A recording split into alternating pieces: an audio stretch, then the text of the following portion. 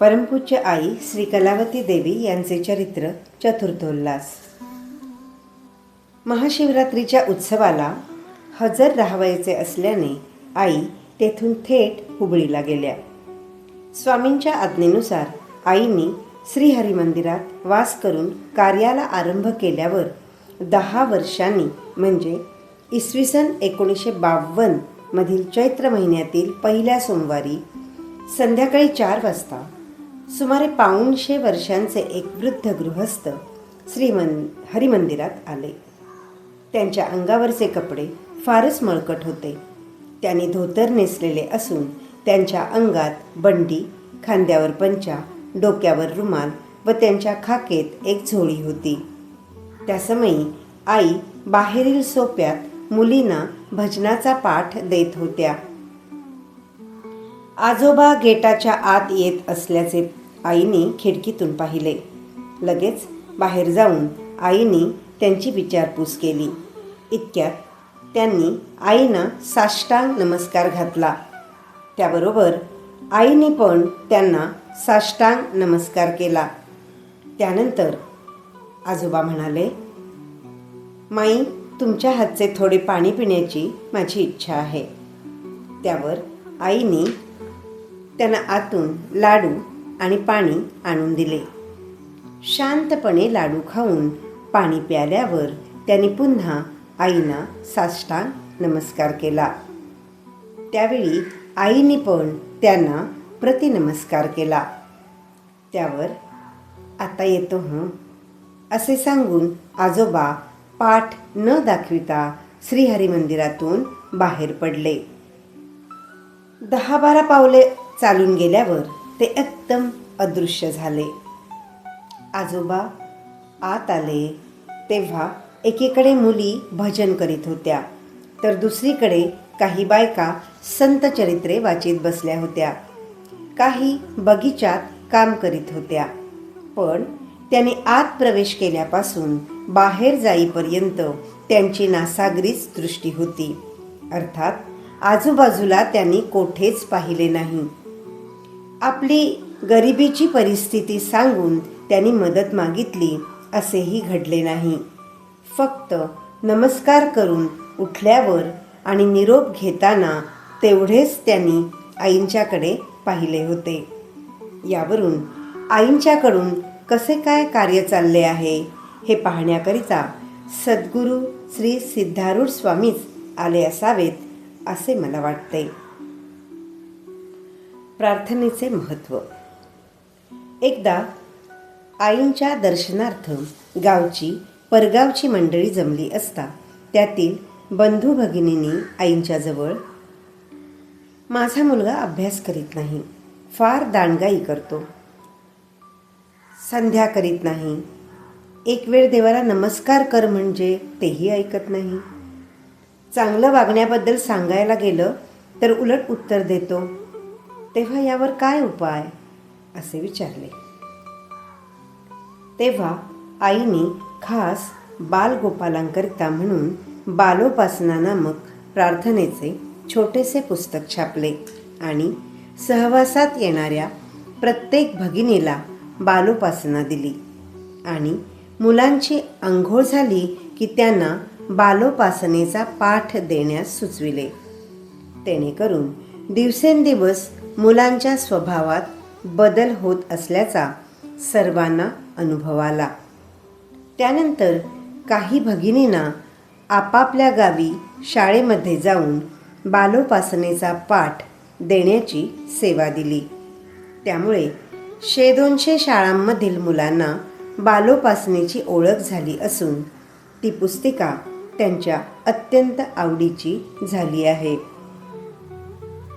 जेथे जेथे हरिमंदिरातील भजन चालते त्या सर्व ठिकाणी सध्या दर रविवारी मुलांकडून बालोपासना म्हणून घेतली जात आहे.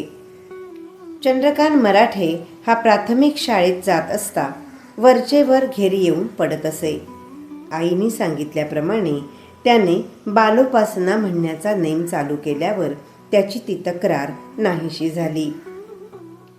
देवीदास कुलकर्णी नावाच्या मुलाला सर्वांगाला खरूच झाली होती. 3 वर्षे झाली तरी कमीच होईना. सर्व उपायांती ती तक्रार आईंच्या कानापर्यंत आणली. आईने त्या मुलाला रोज आंघोळ झाली की त्याप्रमाणे त्याने नेम करू लागल्यावर त्याची खरूच साफ नाहीशी झाली. सुनंदा तीर्थळीचे लग्न जमले. साखरपुडा करण्याचे ठरले. इतक्यात मुलाकडचे कोणी दूरचे आप्त वारले म्हणून तो बेत रहित करण्यात आला. पुढे वर्ष निघून गेले तरी मुलाकडच्यांनी त्याबद्दल गोष्टच काढली नाही. मुलीकडच्यांनी पाठवलेल्या पत्राला पण त्यांनी उत्तर दिले नाही. दुसरीकडेही कोठे जमले नाही. 8 वर्षानंतर त्या मुलीचे आई वडील सुनंदाला घेऊन आईंच्याकडे आले.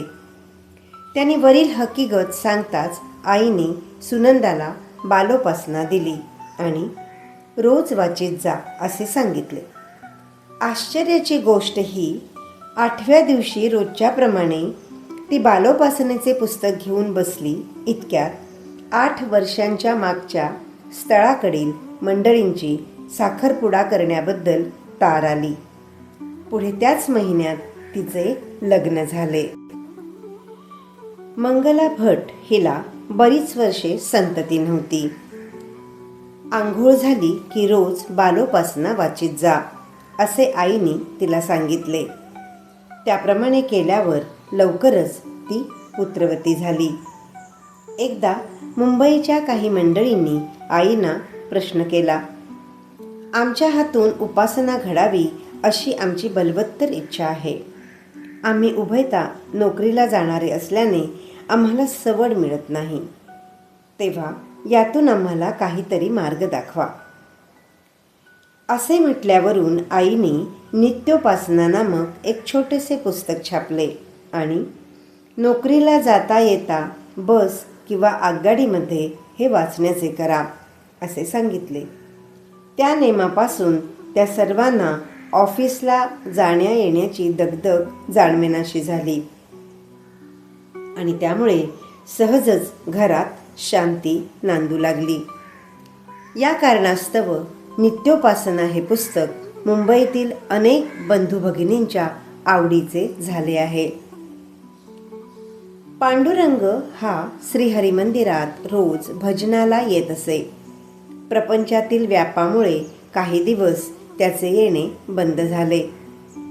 त्यानंतर त्यांचा वार्षिकोत्सव सुरू झाला. त्याच दिवशी रात्री त्याला थंडी वाजून आली. दुसरे दिवशी 2 डिग्री ताप दिसून आला. तिसरे दिवशी 2.5पर्यंत ताप चढला. तेव्हा त्याने सावीला म्हणजे श्रीहरिमंदिरात सेवा करणारी बाई होती तिला बोलावणे धाडले. तिला पाहताच 3 दिवस झाले माझा ताप अजून उतरला नाही. तेव्हा ही गोष्ट समय पाहून आईंच्या कानावर घालशील का असे विचारले. ते ऐकून घेऊन आई काल बोलता बोलता म्हणाल्या, पांडुरंग आळसाने भजनाला येण्याचे मुद्दाम टाळतो म्हणून देवाने त्याला ही शिक्षा दिली आहे. यापुढे भजन चुकवीत नाही. झालेल्या चुकीबद्दल माफ कर अशी त्याने देवाजवळ प्रार्थना करावी असे सावीने त्याला सांगितले. लगेच पांडुरंगाने देवाची क्षमा मागितली. आश्चर्याची गोष्ट ही की सावी तेथून परत फिरली. इतक्यात त्याच्या अंगातील तापच नाहीसा झाला. अर्थात तो बरा होऊन त्याच दिवशी संध्याकाळी भजनाला हजर राहिला. एके दिवशी एक तरुण आईंच्या दर्शनाला आला आणि म्हणाला, आत्तापर्यंत मी 14 ठिकाणी नोकऱ्या केल्या. आता नोकरी वाचून फिरत आहे. तेव्हा नोकरी टिकवण्यासाठी मी काय करू? आई म्हणाल्या, सध्या मोकळा आहेस तर 3 वेळच्या प्रार्थनेला हजर राहा. खंड न पाडता येत राहशील तर लवकर तुझी इच्छा पुरी होईल. नोकरी लागल्यानंतर सवडीनुसार येता येईल. पुढे 3 महिन्यांनी त्याला पॉवर हाऊसमध्ये नोकरी लागली. आश्चर्याची गोष्ट ही की त्याच्या वाईटावर असलेल्या लोकांनी अनेक वेळा याच्याविषयी काही ना काही तक्रारी सांगून नोकरीवरून त्याला कमी करण्याचा प्रयत्न केला, पण त्याला नोकरीवरून काढण्यापेक्षा साहेबाकडून त्याची नोकरी कायम करणे झाले. आऊताई गद्रे यांच्या 3 नंबरच्या मुलीच्या पाठीवर झालेली 3 मुले एकाच वर्षात एकाच रोगाने निवर्तली.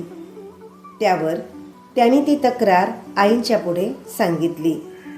आईने सांगितल्याप्रमाणे उपासना चालू ठेवल्यावर पुढे झालेली मुले सर्व सध्या सुदृढ आहेत. जांभेकरांचा 3रा मुलगा जो मोहन, त्याच्या पाठीवर झालेली मुले जगणार नाहीत असे एका ज्योतिषाने त्यानं सांगितले होते. त्याप्रमाणे त्यांनी लागोपाठ 3 मुले वारली. त्याचे त्यांना असह्य दुःख झाले. पुढे ते उभयता आईने सांगितल्याप्रमाणे उपासना करू लागले. त्यानंतर त्यांना 1 मुलगी व 1 मुलगा अशी 2 अपत्ये झाली. ती अद्यापही सुरक्षित आहेत. एकूण हरिनामाच्या सामर्थ्यापुढे ज्योतिषाचे ज्योतिष खोटे ठरले. मामलेदार माऊसकर यांनी आपले लग्न ठरल्यावर कोणासही न कळत आपली व वधूची पत्रिका एका ज्योतिषाला दाखविली. तेव्हा या मुलीशी लग्न केल्यास जन्मभर भांडण्यात दिवस जातील असे त्यांनी सांगितले. परंतु त्यांचे घरात पूर्वीची चाल असल्यामुळे, म्हणजे वडील माणसे जे करतील त्यात आपले कल्याण आहे असे मानण्याची प्रथा असल्याने त्यांनी ज्योतिषाच्या सांगण्याला महत्त्व दिले नाही. लग्नानंतर ज्योतिषाने सांगितल्याप्रमाणे त्यांना अनुभव आला. 10 वर्षानंतर त्या जोडप्याला कर्जतला आईंचे दर्शन झाले. त्यासमयी त्यांनी आपली तक्रार आईंच्या पुढे सांगितली. आईनी त्या उभयतांना नित्यनियमित उपासना करण्यास सुचविले. तेणेकरून त्यांच्या घरात शांती नांदू लागली. पुढे माऊसकरांनी त्या ज्योतिषाला गाठून त्याचे भविष्य खोटे झाल्याचे सांगितले. तेव्हा दैवी शक्तीपुढे भविष्य काय करणार असे ज्योतिषी उत्तरले. मल्हार कुलकर्णी यांचा थोरला मुलगा यकृतदोषाने अतिशय आजारी होता. अनेक उपाय करून थकल्यावर त्यांची पत्नी सुधाताई यांनी आईंच्याकडे प्रश्न केला. तेव्हा आई म्हणाल्या, दर सोमवारी संध्याकाळच्या भजनाला येत जा. त्याप्रमाणे ती भजनाला येऊ लागल्यावर थोडक्याच दिवसात मुलगा सुधारला. वडगावचे शाळा मास्तर अनगडकर हे एके दिवशी आईंना म्हणाले, माझा 13 वर्षांचा मुलगा शाळेहून येता येता रडत घरी आला. तेव्हापासून तो सारखा रडत आहे. बोलत नाही, जेवत नाही, झोपत नाही. या गोष्टीला 15 दिवस झाले. सर्व उपाय करून पाहिले तरी काहीच परिणाम झाला नाही. तेव्हा आपण काहीतरी उपाय सांगावा. त्यावर रोज सकाळच्या भजनाला त्याला आणून बसवा. 8 दिवसानंतर पाहू काय होते ते, असे आईने त्यांना सांगितले. त्याप्रमाणे केल्यावर दुसऱ्या दिवसापासून त्याच्यामध्ये फरक पडू लागला. आठवड्याच्या आत त्याची ती तक्रार नाहीशी झाली. एके दिवशी श्रीरंग गजगेश्वर आईना म्हणाला, माझ्या बायकोला दिवस गेले आहेत. ही 3री खेप आहे. ती सरळ बाळंतीण होत नाही. ऑपरेशन करूनच मूल काढावे लागते. म्हणून तिला आत्ताच काहीतरी औषध देऊन मोकळे व्हावे असे मला वाटते. तेव्हा याबद्दल आपले मत काय? तेव्हा तुझी बायको नियमित भजनाला येऊ दे. आमचे लक्ष देवाकडे लागले की देव आमची काळजी घेतो, असे आईने त्याला सांगितले. पुढे दिवस भरल्यावर बाळंतपणासाठी ती सिव्हिलमध्ये गेली. डॉक्टरनी ऑपरेशनची सर्व तयारी केली. इतक्यात देवाच्या कृपेने ती सुरळीत बाळंतीण झाली. एका डॉक्टरला एकुलता एक मुलगा होता. त्याला परदेशातील शिक्षण घेण्याची मोठी उमेद होती. त्याचे जाणे टळावे म्हणून डॉक्टरनी जुलमाने त्याचे लग्न केले.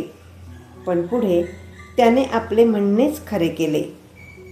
पैशांची गरज भासली की त्याने बापाला पत्र लिहावे आणि बापाने पैसे पाठवावे असे घडत असे. इकडे जामाताची वाट पाहून पाहून मुलीला बापाने कॉलेजला घातले. यावेळी आईंचा मुक्काम मंगळूरला होता. एके दिवशी त्या मुलीने येऊन आपली कर्मकहाणी सविस्तर आईंच्या पुढे सांगितली. त्यावर आईने तिला उपासना करण्यास सुचविले. त्याप्रमाणे ती नेम चालवू लागली. 11 वर्षानंतर तेथे तो मोहजालात अडकला हे बापाला समजले. त्यावर त्याने स्वतः जाऊन मुलाला बोलावून आणले. आगबोटीत बसून पुरते 2 तास झाले नाहीत इतक्यात प्रेमभंगामुळे त्याच्या डोक्यावर परिणाम होऊन तो बापाला वाटेल तसे बोलू लागला. तुला सुरीने भोसकीन असे म्हणून त्यांच्या अंगावर धावून जाऊ लागला. तशा परिस्थितीतही सुरक्षित राहून मुलासह डॉक्टर घरी परत आला. बायकोला पाहून मुलाचे डोके शांत होईल असे डॉक्टरला वाटले होते, पण तिला पाहून तो अधिकच भडकला. शेवटी त्याला वेड्यांच्या हॉस्पिटलमध्ये ठेवले. त्यानंतर 6 महिन्यांनी तो बरा होऊन घरी आला. तोवर त्याच्या बायकोचे MA पर्यंत शिक्षण पूर्ण झाले होते. पुढे ते उभयता प्रेमाने संसार करू लागले. एक मुलगाही झाला. गंगाधर दांडेकर यास बरीच वर्षे संतती नव्हती. त्यावर त्यांनी अनेक औषधोपचार केले. पतिपत्नींची प्रकृती तपासून मूल होण्याचे लक्षण नाही असे डॉक्टरने सांगितल्यामुळे ती उभयता सदा उदास राहत असत. शेवटी त्यांना हरिमंदिरात येण्याची बुद्धी झाली.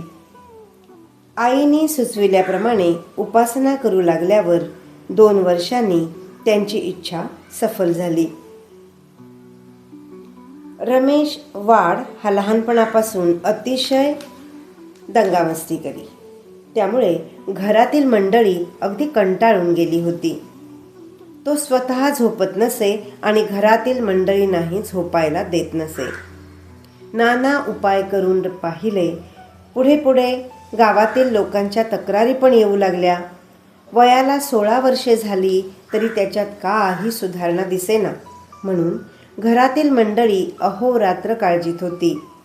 अकस्मात आईंचे ठाण्याला जाणे झाले. तेव्हा रमेशची आई कमळाबाई यांनी मुलाची तक्रार आईंच्या पुढे सांगून त्यावर उपाय विचारला. आईने त्यांना भजनाचा नेम घालून दिला. तसेच मुलाला 4 उपदेशाच्या गोष्टी सांगून नामस्मरण करण्यास सांगितले. आईने सांगितल्याप्रमाणे त्याच्याकडून नेमाचे पालन होऊ लागल्यावर दिवसेंदिवस मुलामध्ये अधिकाधिक सुधारणा दिसू लागली. वर्षाच्या आत तो चांगला बरा झाला. सध्या तो मुंबईला नोकरी करीत आहे.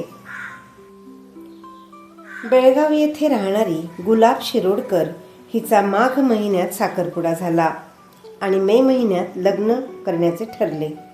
त्याच दिवशी ती सिनेमाला गेली.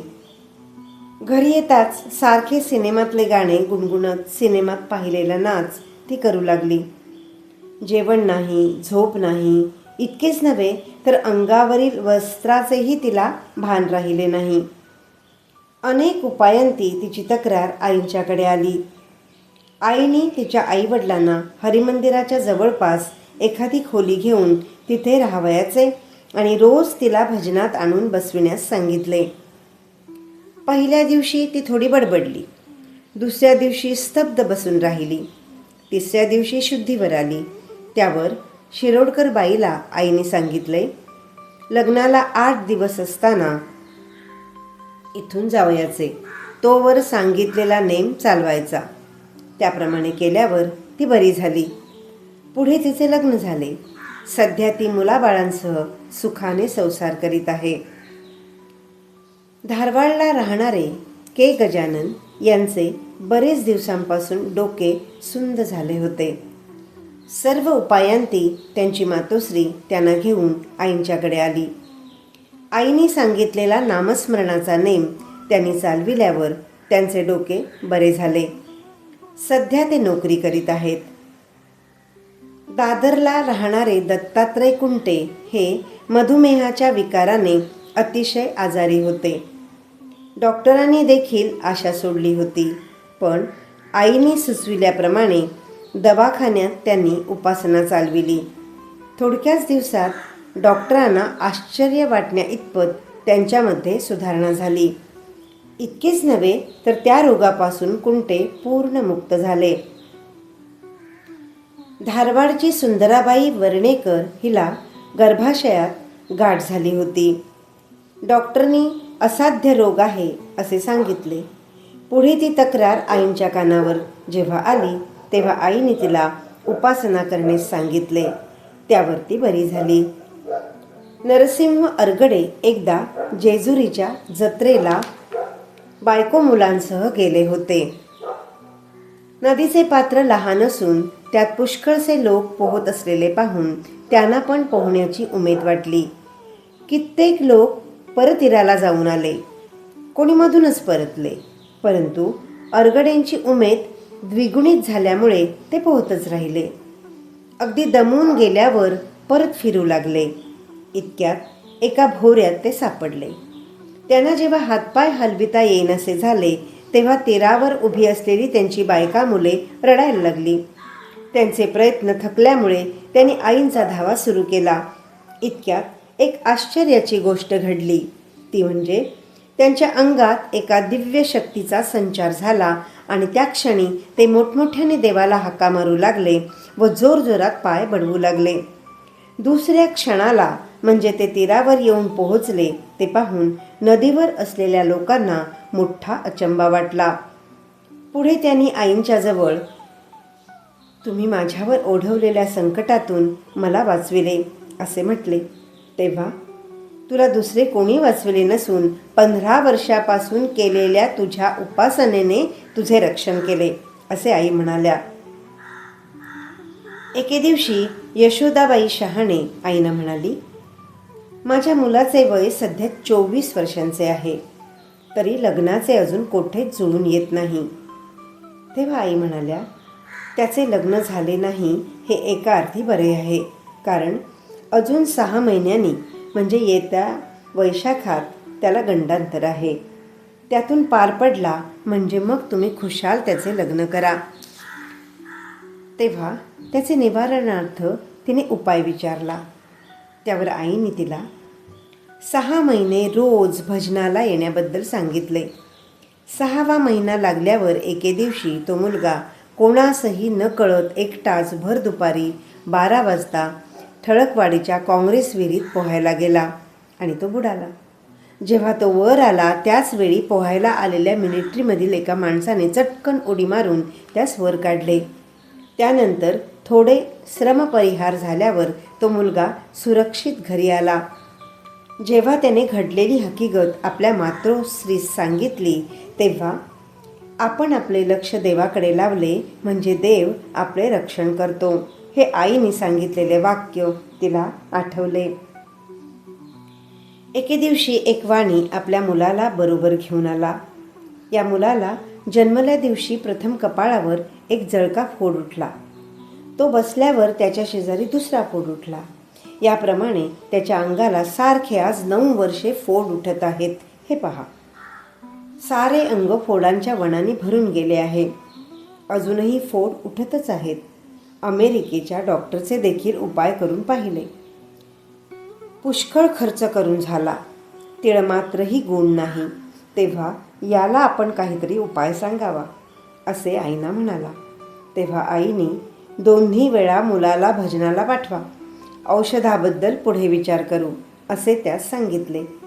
आश्चर्याची गोष्ट ही की 8 दिवसानंतर त्याच्या अंगाला फोड उठणेच बंद झाले. इतकेच नव्हे तर अंगावरचे वणही नाहीसे होऊन मुलाचे अंग इतरांप्रमाणे अगदी स्वच्छ दिसू लागले. ओम नमः शिवाय.